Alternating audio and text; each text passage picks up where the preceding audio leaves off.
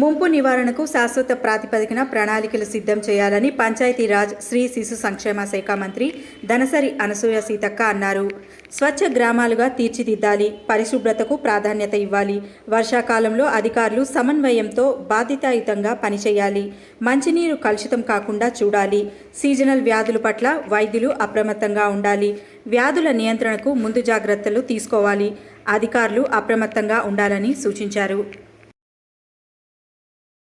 ఉంటుందని చాలా అప్రమత్తంగా ఉంటూ మరి ఆ శాఖ కూడా నాది అవ్వడంతో రాష్ట్రం నుంచి క్షేత్రస్థాయి వరకు మీరందరికీ కూడా ఎవ్రీడే ఆర్డబ్ల్యూఎస్ వాళ్ళు కానీ కలెక్టర్ గారు కానీ మండల ఇన్ఛార్జెస్ స్పెషల్ ఆఫీసర్స్ కూడా మన గ్రామ పంచాయతీలలో సర్పంచులు లేకపోవడంతో మరి ఆ బాధ్యత కూడా మీరే మోసిండ్రు.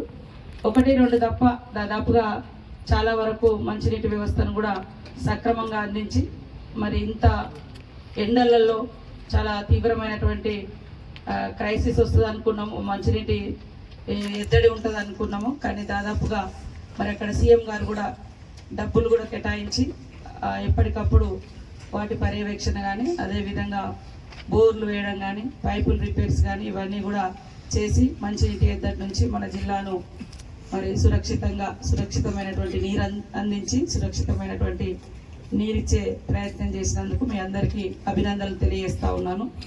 వాస్తవానికి మరి మన గవర్నమెంట్ వచ్చిన తర్వాత ఒక 2 months వివిధ రకాల కార్యక్రమాలు జరిగినాయి. ఆ తర్వాత మళ్ళీ ఎలక్షన్స్ రావడంతో చాలా ప్రోగ్రామ్స్ కూడా పెండింగ్లో ఉన్నాయి.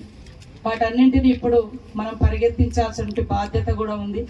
కొన్ని నిధులు ఉన్నాయి, కొన్ని నిధులు లేవు, కొన్ని మరి మీరు స్మార్ట్గా ఆలోచించి చేస్తే టెక్నికల్ డెవలప్మెంట్ యాక్టివిటీస్ లోపం లాగా చూస్తే కూడా చిన్న చిన్న సమస్యలే కావచ్చు పెద్దగా ప్రచారంలోకి వస్తాయి, పెద్దగా అవుతాయి.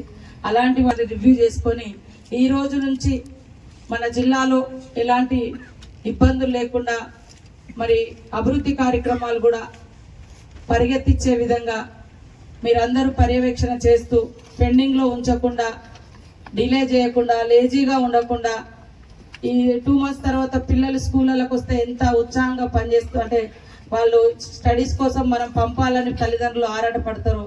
అట్లనే మనం కూడా గ్రామాలలో మరి ఆ రకంగా పనిని చేయాల్సిన బాధ్యత ఉంది. ముఖ్యంగా ఇది మన flood affected area. Every year అయితే గోదావరి లేదా చిన్న చిన్న వాగులు, జంపన్న వాగు ఇవన్నీ ఉన్నాయి కాబట్టి వాటి నుంచి కూడా మనం అప్రమత్తంగా ఉండాల్సిన అవసరం ఉంది. సమస్య వచ్చిన తర్వాత మరి నెత్తినోరు కొట్టుకుంటే కూడా ఏమీ ఉండదు. మనకు అందరికి కూడా ఎక్స్పీరియన్స్ ఉంది. ఇక్కడ ఉన్నటువంటి అధికారులు రేపు తర్వాత ఎవరు ఉంటారు ఎవరు పోతారు మేమే సర్వీసెస్ను బట్టి రేపు జరిగేటువంటి ట్రాన్స్ఫర్స్ను కానీ ఇప్పుడు మీరు ఇచ్చేటువంటి రిపోర్ట్స్, మీరు రాసేటువంటి రికార్డ్స్ వచ్చేటువంటి అధికారులకు కానీ మన పబ్లిక్ కానీ మన ప్రజల్ని అన్నీ ఉపయోగపడతాయి. కాబట్టి ఇటు ఫ్లడ్ తర్వాత వర్షాకాలం వచ్చింది.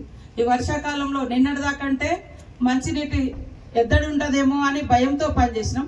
ఇప్పుడు మంచినీళ్ళు ఉంటాయి కానీ పొల్యూటెడ్ వాటర్ రాకుండా మరి మంచినీరు ఇవ్వాలి, గ్రామాలలో పారిశుద్ధ్యం ఉండాలి, తర్వాత శానిటేషన్ అద్భుతంగా ఎక్కడికక్కడ చేస్తూ డ్రింకింగ్ వాటర్లో మరి ఎలాంటి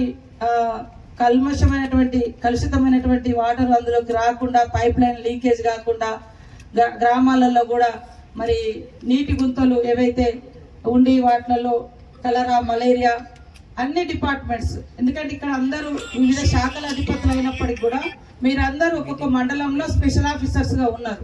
ఆ మండలానికి మీరే అధికారులుగా ఉండి ఆ మండలాలను డెవలప్మెంట్ చేయాల్సినటువంటి పరిస్థితి, సమస్యలు కూడా రాకుండా చూడాల్సినటువంటి బాధ్యత కూడా చాలా మంది అధికారులకు ఉంది. కాబట్టి ఇవన్నీ రివ్యూ చేసుకొని ఖచ్చితంగా 2 monthsకి ఒకసారి, 3 months కాదు 2 monthsకి ఒకసారి మన జిల్లా వరకు మనం రివ్యూస్ ఏర్పాటు చేసుకుందాం.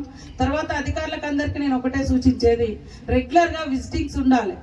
ఎందుకంటే మనకు గ్రామాలకు వెళ్ళకుండా మనకు సమస్యలు అర్థం కావు. మనకు తెలిస్తేనే దాని తీవ్రత మనకు అర్థమవుతుంది.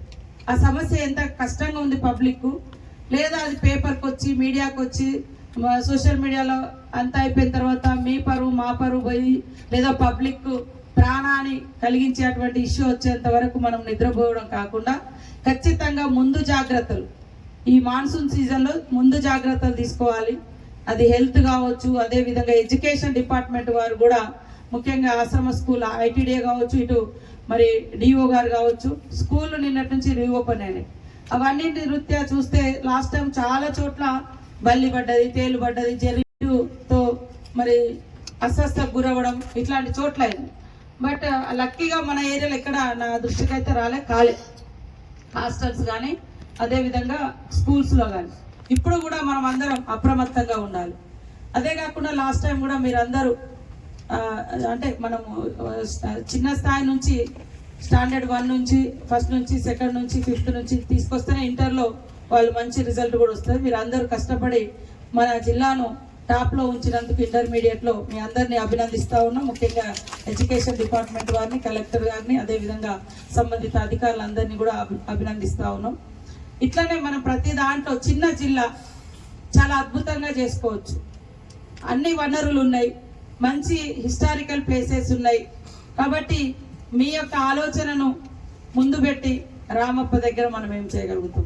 నేషనల్ హైవే 100 కిలోమీటర్స్ ఉన్నటువంటి కాన్స్టిట్యున్సీ దాదాపుగా అంటే మనకు 70-80 వస్తుంది. వరంగల్ నుంచి చూస్తే 100 దాకా మన ఇటేట్ వస్తే మనదే ఉంటుంది.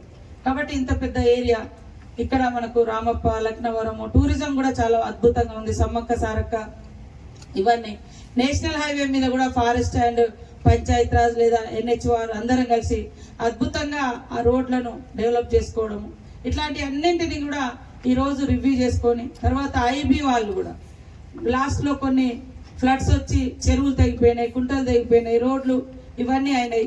మనం మొదలుపెట్టిన కోడ్ వచ్చింది, this is the longest election in the world, అంటే సెకండ్ లాంగెస్ట్ ఎలక్షన్. 1951లో వచ్చింది లాంగెస్ట్ ఎలక్షన్, మళ్ళీ ఇప్పుడు 2024లో వచ్చింది. అంటే ఇంత టెక్నాలజీ డెవలప్ అయినటువంటి పరిస్థితిలో కూడా 3 నెలలు ఎలక్షన్ కోడ్ ఉండి చాలా మంది దేశంలో పబ్లిక్ అవస్థలు పడ్డారంటే ఈసారి ఎలక్షన్ కోడ్ తోటి. కాబట్టి అన్ని సమస్యలు అట్లా పెండింగ్ ఉన్నాయి.